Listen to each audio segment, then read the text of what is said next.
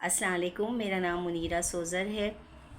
Channel آپ واقف ہو چکے ہوں گے، امید ہے اب تک جو لوگ فالو کر رہے ہیں اس کو۔ اور سلیبس اے 3247 او لیولز کا او لیول سلیبس اے میں ایک نظم ہے طلوع اسلام، اور اس میں ہے شاعر ان کے ہیں علامہ اقبال۔ آج ہم شاعر کی مختصر تعارف کے ساتھ ان کے تمام بند جتنے ہیں اس کی تشریح کریں گے۔ طلوع اسلام علامہ اقبال نے تحریر کی ہے، اور علامہ اقبال ان چند عظیم شعراء میں سے ایک ہیں جنہوں نے شاعری کے ذریعے مردہ جسموں کے اندر روح پھونکی اور ایک عظیم ذہنی انقلاب پیدا کیا۔ نہ صرف اس دور میں جب علامہ اقبال کی شاعری ہے، بلکہ آج تک کے دور میں اس کو ہم اپنی روزمرہ کی زندگی میں امپلائی کر سکتے ہیں، اس سے ہم مدد لے سکتے ہیں، اس سے ہم سمجھ سکتے ہیں۔ اقبال نے زندگی کے ہر موضوع پر اظہار خیال کیا ہے۔ عمل کا پیغام ہو، خودی کا احساس دلانا ہو، قومی محبت ہو، اور قوم کی اور اسلام کی جو عظمت ہے اس کی پاسداری آپ کی شاعری کی نمایاں خصوصیات ہیں۔ اقبال کی شاعری میں پیغام دعوت فکر و عمل کے ساتھ ساتھ زبان و بیان کا حسن بھی موجود ہے، طرز ادا کی ساری دلکشی موجود ہے۔ مولوی عبدالحق ان کے بارے میں کہتے ہیں کہ حالی کی طرح اقبال نے بھی شاعری کے ذریعے ملک و قوم کو جگانے کا کام کیا ہے۔ خودی کیا ہے راز درون حیات، خودی کیا ہے بیداری کائنات۔ ان کی تصانیف میں بانگ درا، بال جبریل، ضرب کلیم، پیام مشرق، ارمغان حجاز اور زبور عجم وغیرہ شامل ہیں۔ نظم کا میں مختصر تعارف آپ کو پیش کر دوں کہ یہ نظم اپریل 1923 میں جب انجمن حمایت اسلام کا سالانہ جلسہ ہوا تھا اس میں یہ پڑھی گئی، اور خود علامہ اقبال نے یہ نظم پڑھ کے سنائی۔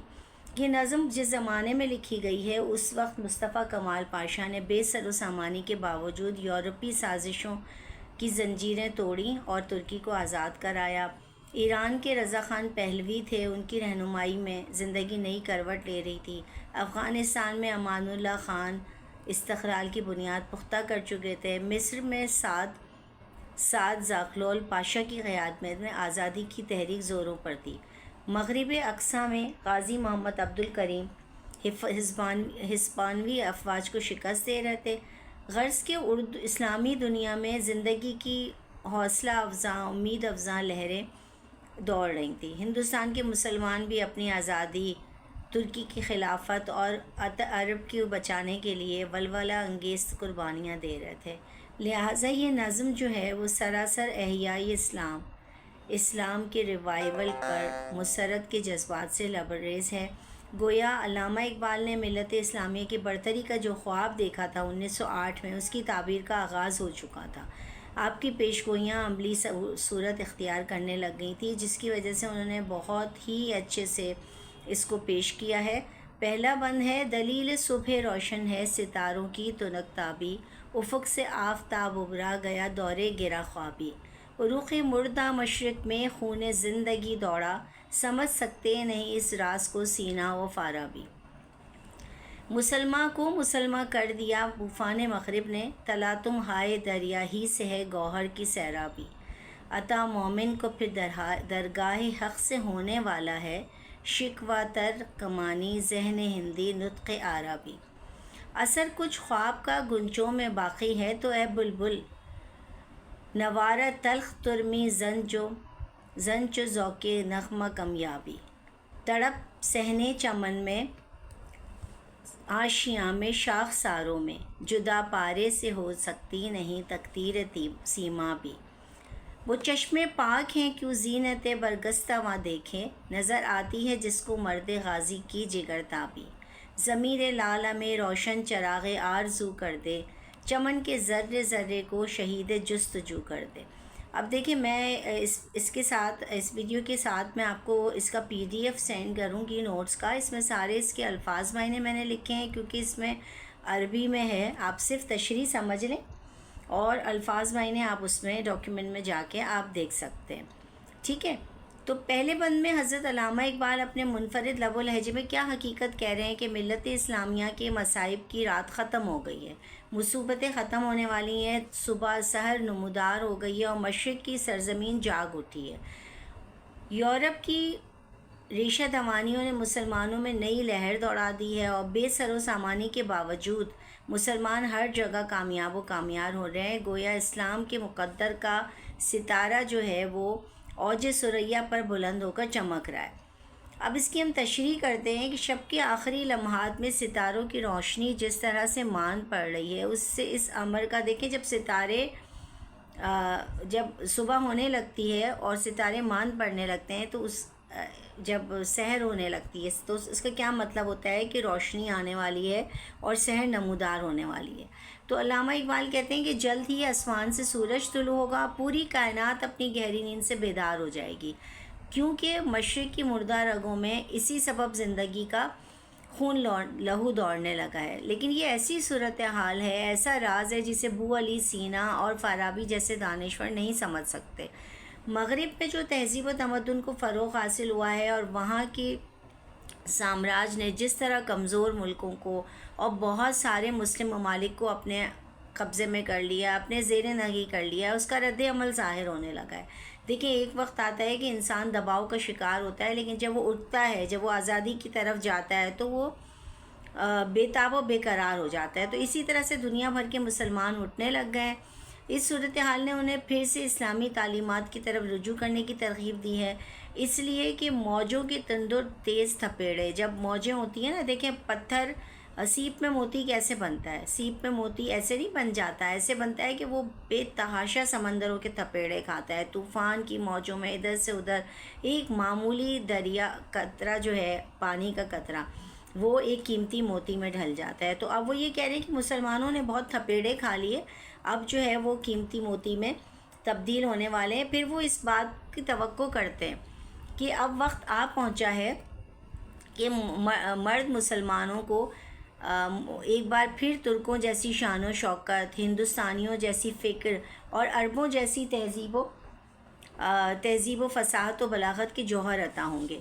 اس کے باوجود اگر مسلمانوں میں ذہنی سطح پر زوال کے پھر بھی کچھ اثرات ہیں، تو اب یہ کس کی ذمہ داری ہے؟ یہ شاعروں کی ذمہ داری ہے، یہ دانشوروں کی ذمہ داری ہے کہ انہیں زیادہ بلند آواز کے ساتھ خواب غفلت سے بیدار کریں. وہ دانشور جو ہیں اپنا کام انجام دینے، چاہے ان کو اپنی آواز میں تلخی بھی شامل کرنا پڑے، تو لازم ہے کہ ہر مقام پر وہ ایسے بن جائیں کہ لوگوں کو بیدار کرنے والے بن جائیں اور اس امر کو درپیش رکھیں کہ پارے کی جو فطرت ہے اس میں جو اضطرابی کیفیت ہے وہ کسی طور بدل نہیں سکتی ہے. تو اہل ایمان کے روبرو تو انتہائی بلند پایہ اصول ہے نا.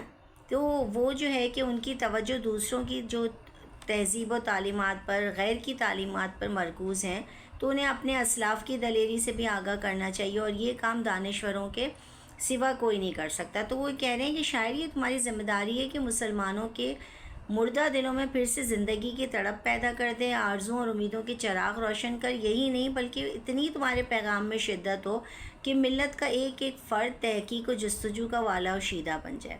دوسرا بند میں پڑھتی ہوں: سر شک چشم مسلم میں ہے نیسا کا اثر پیدا، خلیل اللہ کے دریا میں ہوں گے پھر گوہر پیدا. کتاب ملت بیضا کی پھر شیرازہ بندی ہے، یہ شاخ ہاشم کو کرنے کو ہے پھر برق و بر پیدا. ربود ترک شیرازی دل تبریز و کاہل را، صبا کرتی ہے بوئے گل سے اپنا ہم سفر پیدا. اگر عثمانیوں پر کوہ غم ٹوٹا تو کیا غم ہے کہ خون 100,000 انجم سے پیدا ہوتی ہے سحر پیدا. انجم سے ہوتی ہے سحر پیدا. جہاں پانی سے ہے دشوار تر کارے جہاں بینی، جگر خوں ہو تو چشم میں ہوتی ہے نظر پیدا. ہزاروں سال نرگس اپنی بے نوری پر روتی ہے، بڑی مشکل سے ہوتا ہے چمن میں دیدہ ور پیدا. نوا پیرا ہو اے بلبل کہ ہو تیرے ترنم سے، کبوتر کے تنے نازک میں شاہی کا جگر پیدا. تیرے سینے میں ہے پوشیدہ راز زندگی کہہ دے، مسلمان سے حدیث سوز و ساز زندگی کہہ دے.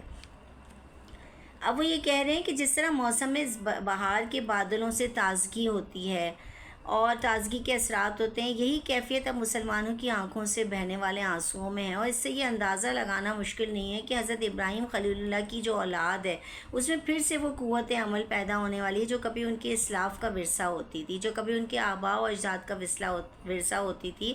اور اس میں وہ یہ کرتے تھے کہ اپنی قلیل تعداد کے باوجود وہ فتح و نصرت کے جھنڈے گاڑ دیتے تھے. آپ دیکھیں 313 بدر کے میدان میں اور وہاں سامنے 1000. تو ملت وہ کیا تھا، جذبہ تھا نا ایک. تو ملت اسلامیہ جو ہے ایک بار سے پھر سے یکجا اور متحد ہو رہی ہے، باطل کے خلاف صف آرا ہو رہی ہے. امت محمدی اپنی منزل مقصود کی طرف رواں دوا ہے. ترکی کے عظیم سپوت مصطفیٰ کمال پاشا اور ان کے رفقا نے اپنی ہمت اور جرت کے بدولت ایران اور افغانستان کے مسلمانوں کے دل جیت لیے. اور جس طرح سے صبا پھولوں کی خوشبو کو اپنا ہم اثر بنا لیتی ہے، ہم سفر بناتی ہے، اسی طرح دوسرے علاقوں کے مسلمان مطلب ایک کو دیکھ کے ایک آگے بڑھتا ہے نا، تو دوسرے مسلمان بھی ترکوں کی طرح بیدار ہو گئے. اور اس میں کوئی شک نہیں ہے کہ ترکوں کو قربانیاں دینا پڑی، بے حد دکھ اٹھانے پڑے، لیکن اس سے کوئی فرق نہیں پڑتا، کیونکہ جب لاکھوں ستارے ماند پڑتے ہیں تو ایک صبح نمودار ہوتی ہے. یعنی قربانیوں کے بغیر کامیابی اور کامرانی ممکن ہی نہیں ہے. اقبال کہتے ہیں کہ اس حقیقت میں کسی شک و شبے کی گنجائش نہیں ہے کہ جو آس پاس کے معاملات ہیں اور اس کے بارے میں حقیقت کی رسائی ہے، کسی ملک پر حکمرانی کرنے سے زیادہ مشکل ہے. کیونکہ دل خون ہو کے بہتا ہے نا تو پھر چشم بصیرت کھلتی ہے. اقبال نرگس کی تمثیل پیش کرتے ہیں، جو پھول ہے کہ جو نرگس کا پھول ایک آنکھ سے مشابہت رکھتا ہے، وہ 1000 سال بینائی سے محرومی کی کرب میں گزارتا ہے، پھر بھی بصارت اس کا مقدر نہیں ہوتی کہ اس کا حصول مشکل ہوتا ہے. یعنی کہ انسان آنکھیں رکھنے کے باوجود بصیرت حاصل کرنے کے لیے بڑے مرحلوں سے گزرتا ہے. تو پھر وہ شاعر سے کہہ رہے ہیں کہ اب تم پر یہ امر لازم ہو گیا ہے کہ جو افراد ملت ہیں، ملت اسلامیہ ہے، جو ایک عرصے سے بے عملی کا شکار ہے، تو آپ ایسے نغمے گائیں کہ ان کے خون میں حدت پیدا ہو اور ماضی کی طرح جرت و ہمت سے کام لیں اور باطل کے خلاف صف آرا ہو جائے. تو اس کے لیے یہ ضروری ہے کہ شاعر تمہارے دل میں جو زندگی کا راز پوشیدہ ہے وہ سب پہ منکشف کر دو، اور مسلمانوں کو ان تمام نشیب و فراز سے آگاہ کر دو جو کہ اب تک مسلمانوں سے چھپے ہوئے ہیں. یعنی کہ ملت کے جو افراد اپنی بے حسی اور بے عملی کے سبب ماضی کے اصول و تعلیمات کو بھلا بیٹھے ہیں، تو شاعر کا یہ کام ہے کہ وہ ان کو آگاہ کر دے. تیسرا بند: خدائے لم یزل کا دست قدرت تو زباں تو ہے، یقین پیدا کر کے اے غافل یہ مغلوب گما تو ہے. پرے ہے چرخ نیلی فام سے منزل مسلمہ کی، ستارے جس کی گرد راہوں وہ کارواں تو ہے. مکاں فانی مکی آنی، ازل تیرا ابد تیرا، خدا کا آخری پیغام ہے تو جاوداں تو ہے. ہنا بندے عروس لالا ہے خون جگر تیرا، تیری نسبت براہیمی ہے معمار جہاں تو ہے، معمار جہاں تو ہے. تیری فطرت امی ہے تیری فطرت امی ہے ممکنات زندگانی کی، جہاں کے جوہر مضمر کا گویا امتحاں تو ہے. جہاں نے آب و گل سے عالم جاوید کی خاطر، نبوت ساتھ جس کو لے گئی وہ ارمغاں تو ہے. یہ نکتہ سرگزشت ملت بیضا سے ہے پیدا، کہ اقوام زمیں ایشیا کا پاسباں تو ہے. سبق پھر پڑھ صداقت کا، عدالت کا، شجاعت کا، لیا جائے گا تجھ سے کام دنیا کی امامت کا. میں نے آپ کو بتایا کہ الفاظ معنی میں دے چکی ہوں، اس میں میں ڈاکیومنٹ میں بھیج دوں گی. اب تیسرے بند میں جو ہے وہ یہ کہہ رہے ہیں کہ شاعر اب وقت آ گیا ہے کہ وہ مسلمان کو تم اس حقیقت سے آگاہ کر دو کہ اس دنیا میں ازل سے ابد تک نائب کون ہے اللہ تعالیٰ کا؟ آدم، یعنی کہ انسان. وہی اس کی زبان اور قدرت کاملہ کا مظہر ہے، لیکن وہ بے اعتمادی کا شکار ہے. تو اس کو یہ چاہیے کہ یقین و اعتماد حاصل کرے. یقین اور اعتماد حاصل کرنا اس کے لیے ناگزیر ہے. مسلمان سے مخاطب ہو کے کہہ رہے ہیں کہ تیرا دل شکوک و شبہات کا خزانہ بنا ہوا ہے، تو تمہیں حقائق کی آگہی نہیں ہے. تو سب سے پہلے لازم ہے کہ اپنے اندر یقین اور اعتماد پیدا کرو، اور ذرا غور کرو کہ منزل مقصود تو مسلمانوں کی آسمان سے بھی آگے، اور مسلمانوں کے انسان کے بلند مقاصد کے سامنے ستارے بھی کوئی اہمیت نہیں رکھتے ہیں. یعنی کہ قدرت نے جو مقام، جو رفعت، جو بلندی مسلمانوں کو عطا کی ہے وہ کسی دوسری قوم کو حاصل نہیں ہے. تو یہ بات سمجھنی چاہیے کہ یہ جو عالم ہے یہ فانی ہے، اس میں رہنے والے بھی فانی ہیں، اس کی ذات آنی جانی ہے۔ صرف ایسی ایک قوم ہے جو ازل سے ابد تک زندہ رہے گی، یعنی کہ اپنے کارناموں کی وجہ سے، اور وہ کون ہے؟ مسلمان۔ تو اللہ تعالیٰ نے یہ کہا ہے نا کہ آخری وقت تک تو مسلمان ہوں گے، یعنی کہ آخری وقت تک جو نسل ہوگی اس کے بعد کوئی اور قوم نہیں آئے گی۔ تو تمہارا تعلق کس سے ہے؟ تمہارا تعلق حضرت ابراہیم علیہ السلام سے، جس نے اللہ کا گھر تعمیر کیا تھا۔ تو تمہارے اوپر یہ ذمہ داری ہے کہ تم ساری دنیا کی تعمیر کرو، اس کو منظم کرو۔ وہ مسلمان سے مخاطب ہیں۔ زندگی کے جتنے بھی امکانات ہیں مسلمان اس کا امانت دار ہے، اور مسلمانوں کی بدولت وہ اہل عالم پہ ظاہر ہوتے ہیں۔ تو جب اب وہ یہ کہہ رہے ہیں کہ یہ نقطہ کسی سے پوشیدہ نہیں ہے کہ وہ مسلمان تھے جنہوں نے ایشیائی اقوام کا ہمیشہ سے تحفظ کیا۔ تو اب ہمیں کیا چاہیے مسلمانوں کو کہ ہم اپنے اسلاف کو، اپنی تعلیمات کو سچائی، انصاف، شجاعت، سبق پہ پر صداقت کا، شجاعت کا، امامت کا اپنائیں، جو کہ ہمارے اجداد کی خصوصیات ہیں، اس لیے کہ یہ تو طے ہے، اور قدرت نے مسلمانوں کو اس مرتبے کا اہل قرار دیا ہے کہ مستقبل میں بھی دنیا بھر کی رہنمائی اور قیادت کے ذمہ دار مسلمان ہیں۔ چوتھا بند، یہی مقصود فطرت ہے، یہی رمز مسلمانی، اخوت کی جہانگیری، محبت کی فراوانی۔ بتان رنگ و خوں کو توڑ کر ملت میں گم ہو جا، نہ تورانی رہے باقی، نہ ایرانی نہ افغانی۔ میانی شاخ سارا صحبت مرغ چمن کب تک، تیرے بازو میں ہے پرواز شاہی قہستانی۔ گما آباد ہستی میں یقین مرد مسلماں کا، بیاباں کی شب تاریک میں قندیل رہبانی۔ مٹایا قیصر و کسریٰ کے استبداد کو جس نے، وہ کیا تھا؟ زور حیدر، فخر ابو ذر، صدق سلمانی۔ ہوئے احرار ملت جادہ پیما کس تجمل سے، تماشائی شگاف در سے ہے صدیوں کے زندانی۔ ثبات زندگی ایمان محکم سے ہے دنیا میں، کہ المانی سے بھی پائندہ تر نکلا ہے تورانی۔ جب اس انگارۂ خاکی میں پیدا ہوتا ہے یقین پیدا، تو کر لیتا ہے یہ بالوں پر روح امی پیدا۔ اب اس کا ہم تشریح کرتے ہیں، اور مجھے لگتا ہے کہ مجھے 2 قسطوں میں یہ بنانا پڑے گا، ٹھیک ہے؟ تو اس سے کہ اتنی لمبی ویڈیو ہو جائے گی تو وہ پرابلم کرے گی کچھ بچوں کے لیے۔ چوتھے بند میں دیکھیں، علامہ اقبال اپنے منفرد لب و لہجے میں مسلم امہ کے اوصاف بیان کر رہے ہیں۔ مسلمانوں کے اوصاف کیا ہیں؟ مسلمانوں کی خوبیاں کیا ہیں؟ اخوت، محبت، رنگ و نسل سے بے پرواہ ہو کر تمام ملت اسلامیہ کا اتحاد، ان کا فخر ہے۔ کس کا فخر بتایا؟ ابو ذر غفاری کا۔ زور حیدری حضرت علی کا فکر، اور حضرت علی کا زور، حضرت ابو ذر غفاری کا سچائی، حضرت سلمان فارسی جیسی بلند ہمتی اور یقین کامل، جو کہ انہوں نے غزوہ احزاب میں انہوں نے بتایا کہ بھئی اس طرح سے آپ خندق کھودیں اور اس طرح سے آپ شکست دیں۔